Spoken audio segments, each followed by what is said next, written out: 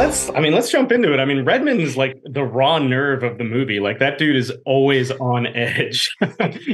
Like, how is it bringing that intensity and that energy, day in and day out for this one? Yeah, it was pretty exhausting, to be honest. I think different, unique than to really the rest of the Horsemen. The clock is ticking a lot louder for him. So yeah, there was always that element of kind of pitching that, because anger's a tricky thing. Sometimes it can just be kind of one color. And I think Night was very much always kind of pushing me to kind of find different colors within that kind of intensity and that kind of position of absolute crisis. Like they're all in, really, and we're all kind of feeling it. It's this terrible situation for everyone. So yeah, and also, I mean, it's kind of entwined with he's in this kind of stage in his life where he's had this very kind of shady past, and he's kind of on the road to reform, and this happens. So there's kind of added anger in that, and I think that was always something that was important to kind of try and find a way to play. Well, in speaking of Night, you've been working with him for years now, like on Servant. Like, how is it, having him behind the camera and kind of developing that creative shorthand with him, especially for this project? Yeah, absolutely. I mean, I just feel so safe with Night.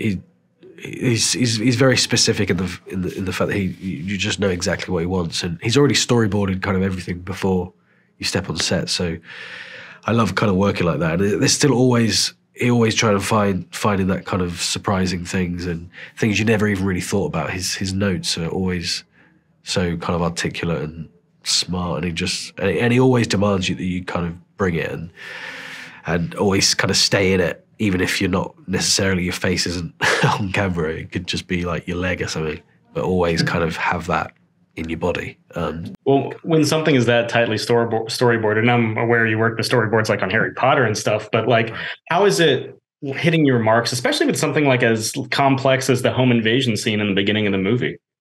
Yeah, absolutely. Yeah, I think it's a very kind of different way of working, because the kind of, he's looking for something completely specific, and it's sometimes you'd think that would feel kind of inorganic and a bit kind of stilted, but I really like it. It really, you can kind of just throw yourself in it, and you stay in it, and it's very immersive, and particularly scenes like that are kind of physical, that can go kind of any way. There's always ways of finding something kind of surprising that you didn't think of. It can go in any way. It's fun. Absolutely. And I think that's my time. I have to say, Rupert, there's a scene where Redmond faces a certain reality, and that should be on your highlight reel. It's one of the best things you've ever done, the most raw things you've ever done. So well done. Thank you so much. Knock at the Cabin in theaters on February 3rd. Rupert, thanks again for taking the time to speak with me today. So much. Love to see you. See you soon.